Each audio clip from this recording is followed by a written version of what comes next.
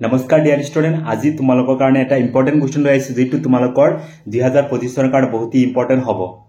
আৰু এই কুৱেশ্যনটো হৈছে বাৰম্বাৰতা বহুভুজ আৰু আয়তচিত্ৰ তোমালোকে একেলগে কেনেকৈ কৰিবা সেইটো আজি তোমালোকক ভিডিঅ একেবাৰে শেষলৈকে চাবা, তোমাৰ 100% ক্লিয়াৰ হ'ব। ঠিক আছে, বলা এতিয়া ভিডিঅটো ষ্টাৰ্ট কৰোঁ। এনসাৰটো সলিউশন কৰাৰ আগতে তোমালোকক মই আগতে দেখাইছোঁ যে কুৱেশ্যনটো কি দৰে থাকিব, এইদৰে দিয়া থাকিব, শ্ৰেণী অন্তৰাল দিয়া থাকিব, বাৰম্বাৰতা দিয়া থাকিব, তাৰ পিছত ওলাব ক'ব যে আয়তচিত্ৰ আৰু বাৰম্বাৰতা বহুভুজ ওলোৱা এটা চিত্ৰ দি দেখুৱাব লাগিব। ঠিক আছে, সো বলা আমি প্ৰথমে কি কৰিম, প্ৰথমে চাৰ্ট এটা বনাবা, এইদৰে বনাবা চাৰ্ট প্ৰথম, তাৰ পিছত আমি ডায়াগ্ৰামটো আঁকিম।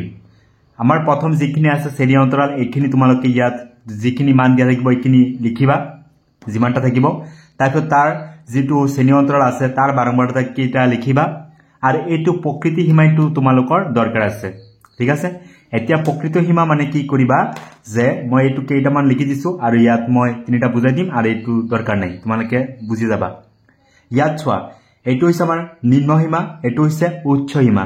যদি তোমালোকে নিম্ন সীমাৰ পৰা 0.0 কি কৰা 5 কমাই দিয়া তেতিয়া কি ওলাই যাব প্ৰকৃত সীমা। সেইদৰে ইয়াৰ যিটো ডাঙৰটো আছে তাৰ পৰা 0.5 কি কৰিবা বঢ়াই দিবা, এইটো হৈছে আমাৰ প্ৰকৃত সীমা বুলি কোৱা হয়। এতিয়া 25 আছে, 0.5 যদি কমাই দিয়া কিমান হ'ব 24.5 হৈছে এইখিনি। সেইদৰে চোৱা, ইয়াত আমাৰ ডাঙৰটো যিটো আছে 29, 0.5 বঢ়াই দিয়া কিমান হ'ব 29.5 হৈ যাব। এইদৰে চোৱা 30 আছে, 30 পৰা 0.5 কমাই দিলে কিমান হ'ব তোমালোকে জানাই নহয়, ইয়াত হ'ব 29.5। এইদৰে চোৱা 34 আছে, 34.5 যিটো ডাঙৰ আছে তাৰ পৰা 0.5 বঢ়াই দিলে হ'ল।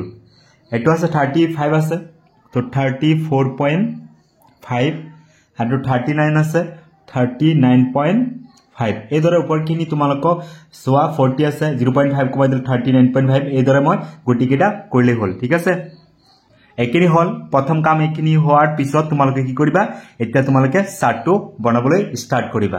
আমি এইখিনি লৈ পেলাই আমি কি কৰিম, আয়তচিত্ৰ আৰু যিটো বাৰম্বাৰতা বহুভুজ আছে এইটো আঁকিম। সো প্ৰথমতে তোমালোকে ইয়াত থকা আটাইতকৈ সৰু মান কি আছে 24.5, আটাইতকৈ ডাঙৰ কি আছে 55.5। তোমালোকে এইটো উল্টা এল আছে নহয়, এইদৰে গোটেইকেইটা মান কি কৰিবা, আমাৰ এক চক্ৰ আছে নহয় এইফালে তোমালোকে বহাবা, অলপ ঠাই এৰিবা এটা ঠাই, তাৰপিছত তোমালোকে 1 চেণ্টিমিটাৰ কৰি সিহঁতৰ মানকেইটা ধৰিবা। ঠিক আছে, সো এইখিনি হ'ল আমাৰ প্ৰকৃত সীমা এইফালে। আৰু ওপৰ ফালে কি কৰিবা, বাৰম্বাৰতা কিনি আছে নহয় ফ্ৰিকুৱেঞ্চি, এইকেইটা চোৱা তোমাৰ কিমানলৈকে আছে, হায়েষ্ট 12 লৈকে আছে, সেইকাৰণে ইয়াত কি কৰিছোঁ 1 পৰা 12 লৈকে y অক্ষৰ ফালে লিখা হৈছে এইখিনি। তাৰপিছত ইয়াত চোৱা, আমাৰ যিহেতু ইয়াত গেপ আছে এনেকৈ অলপ ডিজাইন কৰি দিব পাৰা, প্ৰব্লেম নাই, হৈছে এইখিনি। এতিয়া চোৱা আমাৰ প্ৰথমটো কিমান মান দি আছে 24.5ৰ পৰা 29.5 লৈকে 2 লৈকে উঠিব, মানে 2 লৈকে দিয়া আছে। সো প্ৰথমটো ইয়াৰ পৰা এইখিনিলৈকে কিমান 2, তো 2 লৈকে উঠাই দিয়া ইয়াত, সেইটো ইয়াৰ পৰা এইখিনি হৈছে আমাৰ 2 লৈকে। সো প্ৰথমটো হৈছে আমাৰ কমপ্লিট হ'ল। এতিয়া আমাৰ নেক্সট কৈছে কি চোৱা, নেক্সটটো কৈছে 29.5ৰ পৰা 34.5 কিমানলৈকে 8 লৈকে। সো ইয়াৰ পৰা এইখিনি 29.5 মানে ক'ৰ পৰা, ইয়াৰ পৰা এইখিনিলৈকে উঠিব কিমান 8 লৈকে। সো এটা এটা কৰি কৰিলে হ'ল। 8 ক'ত আছে চোৱা, 8 ইয়াৰ পৰা এইখিনি আছে,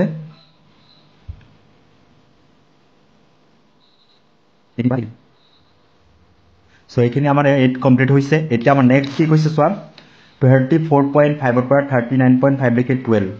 সো 34 মানে এইখিনিৰ পৰা এইখিনিলৈকে 12 লৈকে উঠিছে,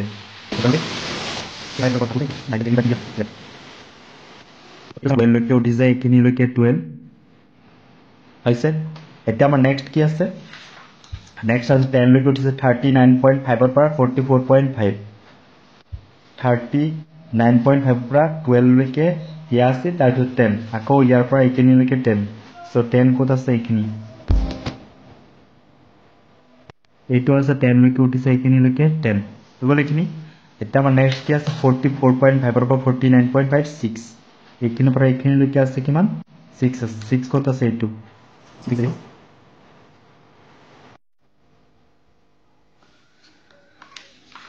তাৰপিছত লাষ্ট আছে কিমান 4, এইখিনি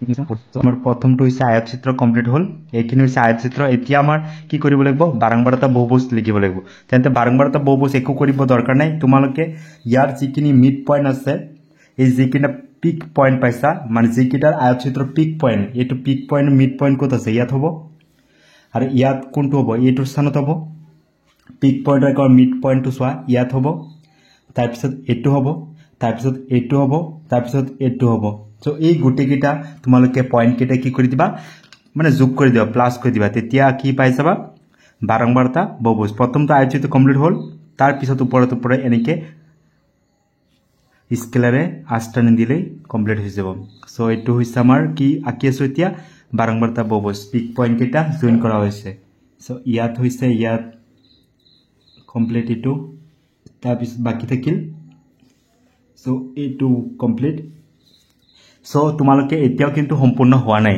কিয় হোৱা নাই কাৰণ এই যেটো বাৰংবাৰতা বহুভুজ আছে এতিয়া গ্ৰাফটো চোৱা সম্পূৰ্ণলৈকে হোৱা নাই এইটো আমাৰ x অক্ষৰ লগত টাচ কৰিব লাগিব তোমালোকে নিজেই চোৱা এইখিনিৰ পৰা পিছৰ স্থানটো ক'ত হ'ব লাগিছিল ইয়াত যদি কোনো এটা গ্ৰাফ হলে হয় ইয়াত মাজত হ'ব মাজত মানে এইটো স্থানত হ'ব যিকোনো স্থানত মাজত হল সো ইয়াত কি কৰি দিবা তোমালোকে ইয়াত যেহেতু আমাৰ ইয়াত কোনো একো গ্ৰাফ নাই বা আয়তচিত্ৰ নাই হেখিনি ইয়াত তোমালোকে x অক্ষত কি কৰিবা ডট ডট দি দিবা মানে এটো জয়েনিং কৰি দিবা এনেকে ডট ডট দিলে এটো কমপ্লিট হৈ যাব ঠিক আছে সো এই দৰে ইয়াৰ আগৰ স্থানটো ক'ত হ'ব এটো পইণ্ট হ'ব মাজত যিকোনো এটা স্থানত হ'ব পাৰে ইয়াত যদি এটা গ্ৰাফ আঁকিলে হয় তো এটো মাজত হলে হয় তো ইয়াত যিকোনো এটা পইণ্ট মানে এই মাজৰ পইণ্টটো এই দাগটো তো এই দাগটো আমাৰ x অক্ষত ক'ত আছে টাচ কৰি আছে ইয়াত সো এইখিনি কি কৰিবা তোমালোকে আকৌ সেম ইয়াত যেহেতু নাই এই কাৰণে ইয়াত ডট ডট দি প্লাই জয়েন কৰি দিবা সো ফাইনালি আমাৰ এইটোই আঁকিবলগীয়া কি আছিলে আয়তচিত্ৰ আৰু কি বাৰংবাৰতা বহুভুজ তোমালোকৰ 4 মাৰ্কৰ আহে আৰু যদি আহে তোমালোক 100% এইদৰে কৰিলে আৰামসে কৰিব পাৰিবা এইখিনি কৰিবা তাৰ পিছত গ্ৰাফটো এইটো কৰিলে কমপ্লিট তো ঠিক আছে এইখিনি আছিল আমাৰ ফাইনাল ভিডিও তো যদি ভাল লাগিছে তোমালোকে লাইক কৰিবা আৰু লগৰ ফ্ৰেণ্ডক শেয়াৰ কৰি দিবা ধন্যবাদ